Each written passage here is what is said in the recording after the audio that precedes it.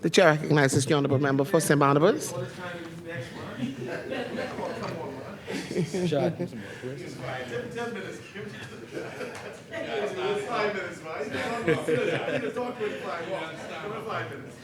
Thank you very much, Madam Speaker.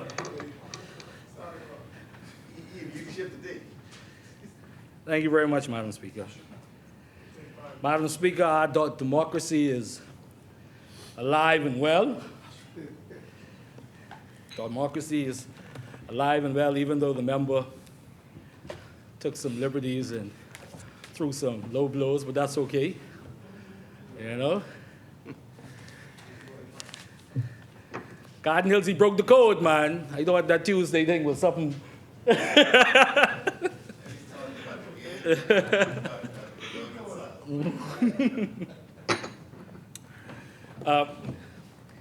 Madam Speaker,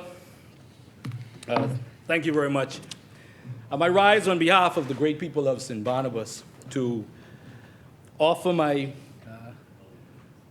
5 cents, as they say, to the National Investments Funds Bill, Madam Speaker. I give Almighty God the honor and the gratitude for how he continues to keep me in my personal walk and indeed in my political walk, and allows me to continue to serve the people of St. Barnabas, the people of the Commonwealth of the Bahamas, something that I take very seriously, just as other members do as well. Madam Deputy, before I get into... Madam Deputy? Madam Speaker, thank you. We're not perfect. Madam Speaker, thank you, Madam Speaker. Madam Speaker, I would like to acknowledge, Madam Speaker, I'd like to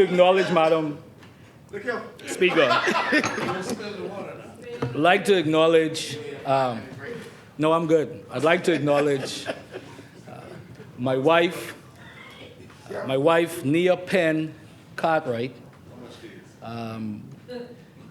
We celebrated our first year anniversary yesterday. And, you know, my wife is from Burial Ground Corner, the Penns from Burial Ground Corner, right?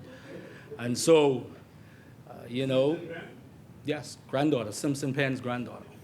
Right? Yep, and so she had a little Saxon in her, but the Bible says you leave and you cleave. So now she's a Valley for life. She's a Valley for life. The Bible says that when you find a wife, you find a good thing. And Madam Speaker, I thank God for the good thing that he's given me. Madam Speaker, while I'm on my feet, I also, and the member for West End and Bimini talked about it yesterday. I had the honor to attend the retirement ceremonies, as you did, Madam Speaker, for His Grace Bishop Neil Ellis. And it was such a profound experience to see the outpouring of love and support for someone who transcends political lines, cultural lines,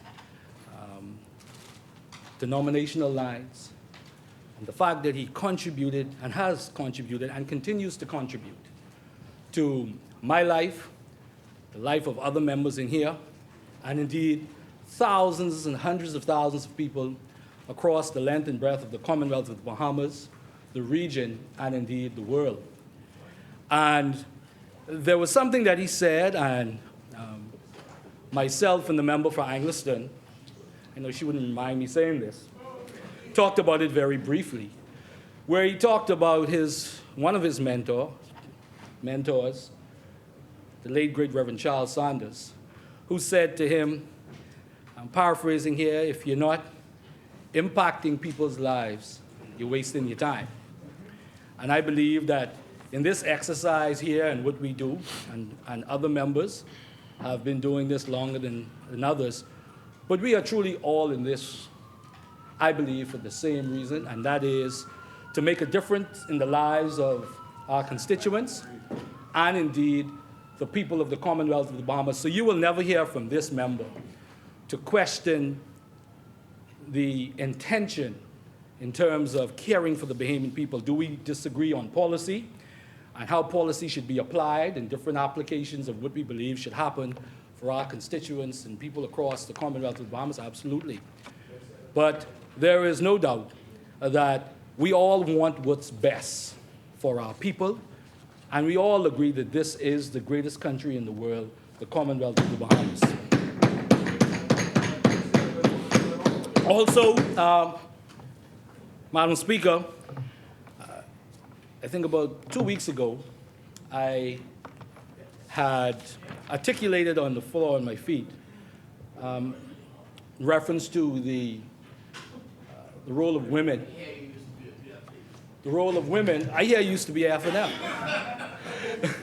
The role of women in the Commonwealth of the Bahamas, and the member from Angleton was not here, and the member from Angleton was not here. But now that she's here, I think it's very important for me to say, because, Madam Speaker, you know, one of my twins, I have 20-year-old twins, 20-year-old twins, who I'm not letting date till they're 40. I'm going to allow them to date till they're 40. But there's one of those twins in particular who has a soft spot for the member of Angleton. And because of that, I am duty-bound to make sure I do certain things, or else I'll be called out by my daughter. And so, again, I wish to congratulate truly and sincerely the honorable member for Angleton for now being the longest-serving woman elected in the Parliament of the Commonwealth of the Bahamas. She is as gracious as she is fierce, and it's something that Bahamian women ought to take note of, as is the case with many of her contemporaries and other women like yourselves who's contributed mightily to the Commonwealth of the Bahamas. We can all agree on that, eh? Right? Thank you. Say no back talk today.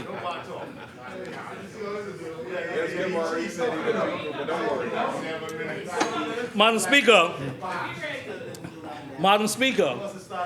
it is very amazing to me to hear some of the things I didn't hear this evening. And I jotted down a number of them just so that I can respond adequately. Because it seems we talk about selective memory. It seems that it only goes on one side. The honorable member talked about the government's commitment to the family island, or the family islands. Okay? But it was the Free National Movement that established local government in the family islands. It was the Free National Movement, lest we not forget. As a matter of fact, in 1992, when the Free National Movement came to power, it was the Free National Movement that electrified the family islands. Electrified the family islands. Electrified the family islands. It was the Free National Movement. The chair recognizes the honorable member from West Grand Bahama and Bimini. Madam Speaker, whilst the member for St. Barnabas is correct that the second phase of the local government, from statute to the elected members, was introduced by the Free National Movement in 1995-96.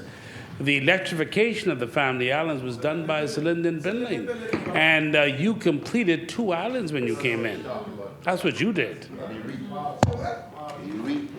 Thank you, honorable member.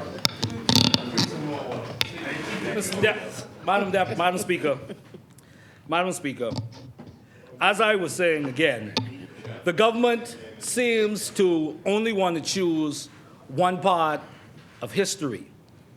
They talk about the minimum wage, and as the member conceded, after some inducement, it was the Free National Movement that established minimum wage. So where was the Progressive Liberal Party for 25 years on minimum wage? Now, we don't have to get into that discussion. The point I'm making is is that if we are going to make an assessment, make the assessment fair. All right? Okay. You also increase VAT on bread basket items. The chair Right. recognizes the honorable member for Yamacraw. The member's misleading on this fact about minimum wage, and I think he's trying to distort the facts. The implementation of minimum wage that was about, I think at the time, $150 was there for decades before it was raised in 2017 by the Progressive Liberal Party, and then it wasn't raised again 2016 or 2016. I was sitting right here. It was implemented early 2017. And then again, it was adjusted just recently. So to distort the fact by saying that you implemented something decades ago, and especially at the rate that it wasn't a raise of any manner. This was an implementation that they would have done to set a bar. The government of the Free National Movement never raised it. They never gave the people a raise. Raises is an increase in salary. The increase in the minimum wage was only done by the Progressive Liberal Party, and that is fact, not to be distorted by any implementation of any sort. Thank you. You never raised in the minimum wage. Thank you, honorable Sorry, member. 2015. I stand corrected, my speech. 2015. I don't get the point from the member of Yamacraw because the Free National Movement established minimum wage. And the establishment of minimum wage in the country was historic for Bahamian workers. Yes. And not only that, the Free National Movement decreased the weekly, hourly work rate time for workers. It was 48 hours. Friend of labor. Right? Went down to 40. So don't come in here and only tell one side of the story. The truth is the Commonwealth of the Bahamas has been built by the Progressive Liberal Party and the Free National Movement. And that is the truth. Right? That is the truth. The Progressive Liberal Party, see, let me share with the member how it's done. The Progressive Liberal Party established the National Insurance Plan, National Insurance Board, National Insurance Scheme Plan, right? The Progressive Liberal Party established that, right? That's fine, right? But some of the major increases for workers' benefits under the program happened under the Free National Movement. So we can get into this all day, Madam Speaker. Get into this all day. But they don't want to tell that part of the story. Yeah, we got to bring that part, we got to bring the paper for that. Madam Speaker, I hear the member talk about people policy. Sorry. No, 7 o'clock. 7 o'clock.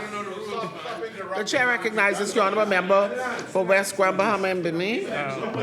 Madam Speaker, we are beyond the 7 o'clock hour. I move that we continue beyond the 7 o'clock hour. Is there a second? Would you second? I'll second it.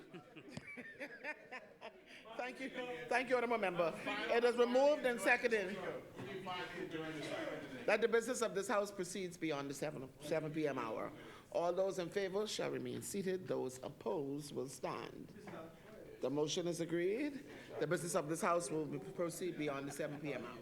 Madam Speaker, thank you very much. Madam Speaker, when it came to maternity benefits for women, it was the Free National Movement. So let's tell the stories right. After you move from that chapter, let's move to our chapter. You know, they like to skip between like 2 and 2002. I get that. It was labor. It was not yours. So, Madam Speaker, Never. It was labor. honorable member talked about people policy, right? Always people policy. Well, let's see what the people policy has gotten the Bahamian people, right? The people policy has given them a bunch of bad roads. The people roads. Let's talk about people policy. I challenge any member in here right now to stand up and say the roads in your constituency are A1. And A1. I challenge any member. I challenge any member. Going once, going twice, going 3 times, right? I challenge any member to stand up and say that the roads in their constituency are A-OK. I thought so. I thought so, Madam Speaker. I thought so. I thought so. And I would actually believe if Madam Speaker were not sitting in the chair and if she was sitting down here, she wouldn't stand up either. Right. Because with the pictures we've seen in Bamboo Town, Madam Speaker wouldn't have gotten up. That's right. So we talk about people policy. Fix the roads. The roads are horrible. The worst they've been in a long, long time. Fix the roads. People policy. Don't justify that, man. Fix the roads. And here's the thing, Madam Speaker. The roads are so bad. The roads are so bad. It forces persons to suppress their bias. You know why? It's that bad. It's that, as a matter of fact, secretly, Madam Speaker, I believe that some of them are glad I'm mentioning it because they don't want to have to mention it about their own member. Fix the roads. Fix the roads. The roads are horrible, right? People policy. I get into the bill the same amount of time that the other members on your side did. That's when I get into the bill. Right? That's when I get into the bill. Right? So, Madam Speaker, they talk about people policy. Increase in BPL, Madam Speaker. Increase in electricity costs. People's fees, electricity costs are doubling and will triple. Why? Why, Madam Speaker? Because of the government's decision to abandon a hedge strategy. Because of the government's decision to delay. It's costing the Bahamian people more. Talk about people policy. That's people policy? Madam Speaker, people policy. People policy. Ask the people in the Luther if they feel like people policy is working when they had no water. Water to bathe their skin, like Mama would say. To bathe their skin and flush their toilets. That's people policy? Come on now. Come on. Right? They say people policy, Madam Speaker. People policy, they say. But they have put 100% tax on bread basket items. 100% tax. Making it more difficult for some people to get food, Madam Speaker. You almost have drivers that buy you. People policy? I thought so. Yeah.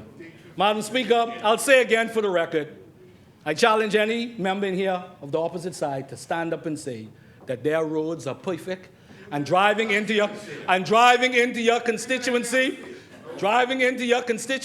is a nice, smooth ride. They are creators, man, Madam Speaker. Madam Speaker. Hold on, man. Boy, Madam Speaker. I hear them talking, Madam Speaker, but they ain't standing up and saying the road's good. They ain't standing up and saying the road's good. All right? The chair recognizes the honourable member for Centerville. Speaker, I'm just curious as to whether or not St. Barnabas would like to give us the timeline as to when the roads were perfect. When did that timeline? Could you give us that timeline? When the roads were perfect? When were the roads perfect in your constituency, St. Barnabas? Madam Speaker. And Madam Speaker, in addition to that,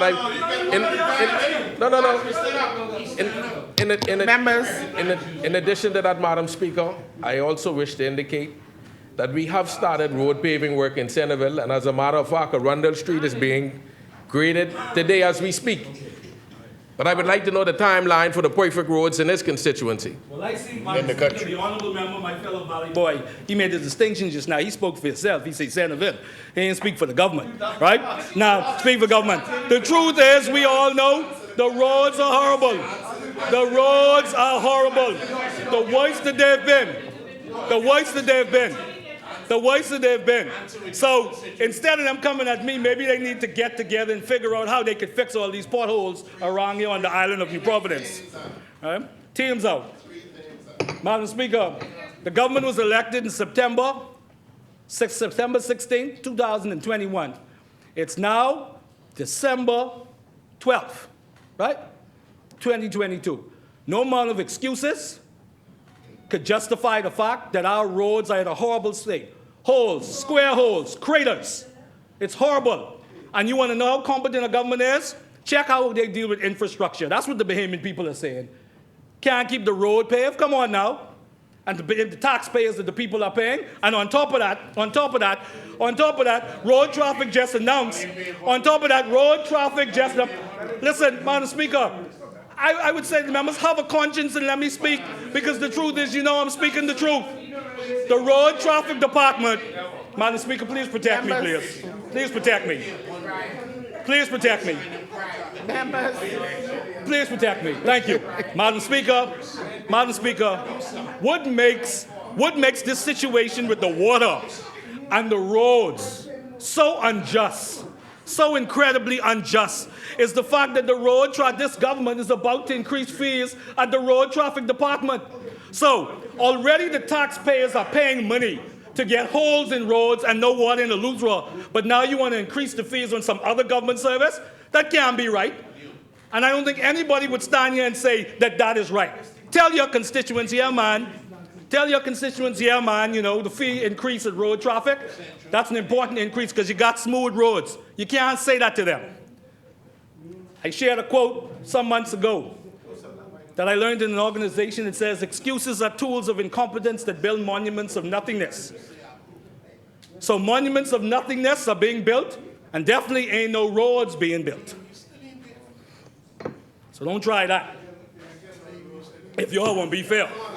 But y'all ain't gonna be fair. Yeah. Yeah. You remember that when you gave your contribution? Madam Speaker, people policy, well, you know, the thing is there are 125 murders.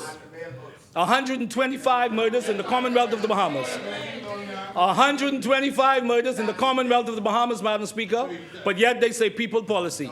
Our communities, and here's the thing, Madam Speaker.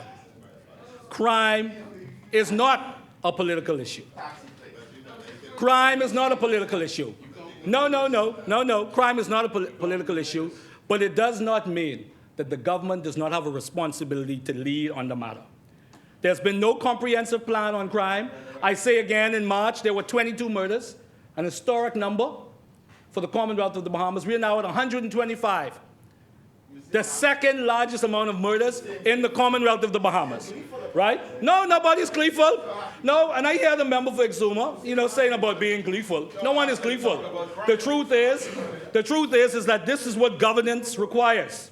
You don't get to choose all the good stuff and not accept responsibility for the bad stuff. It just don't work that way, Madam Speaker. You know, on the deal in Grand Bahama, they said it was a renaissance. That's the word they used? Yeah, renaissance. Right? Him particularly. Right. People policy, it's about a renaissance.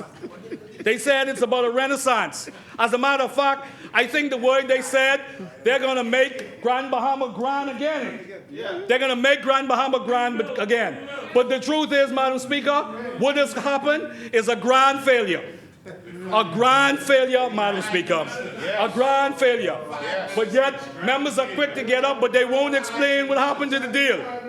What happened to the deal? So, Madam Speaker, so far, Madam Speaker, honorable members, right? Madam Speaker, look at what people policy has gotten to people, right? Roads filled with holes, right?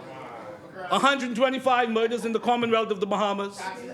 High electricity bills, right? High food costs. Unions that say that they bust in the unions. That's what people policy has gotten this government. Talk about the shanty towns, talk about people policy. Their own members complained about what's happening in Abaco. Their own members, North and South Abaco, complained about what's going on in Abaco. And the amazing thing is, they said some things out there to the media, and when they come in here, all of a sudden now it's crickets. It's crickets, Madam Speaker. Madam Speaker. All right? Even on the issue of no water in the Eleuthera, you know, I was almost shocked. I was almost shocked,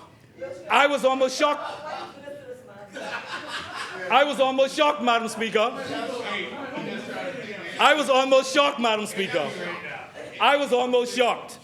When I saw, I think when all of us saw a letter on the Ministry of Agriculture letterhead from the honorable member from Central and South Eleuthera, criticizing his government, right? Criticizing his government, and he's a cabinet minister, criticizing his own government about the state of affairs. About the state of affairs. You want me to read it? About the state of affairs on the island of Eleuthera. The chair recognizes the honorable member for Yamacraw. The rules police, the rules police. While the commission is entertaining, Yeah.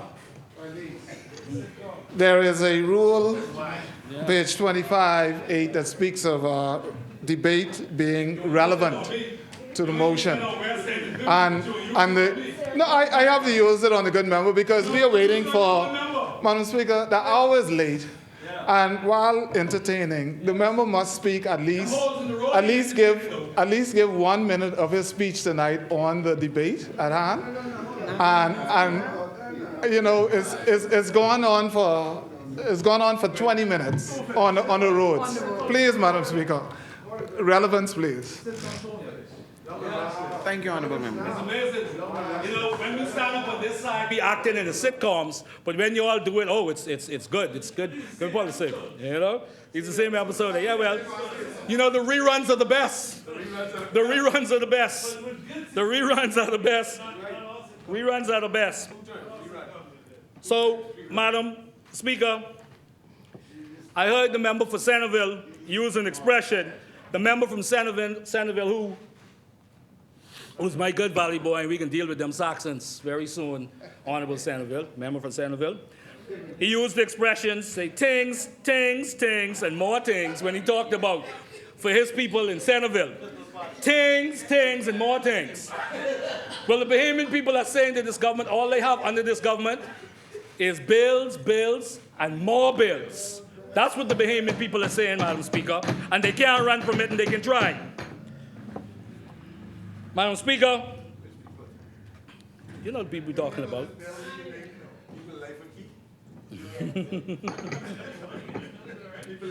Madam Speaker,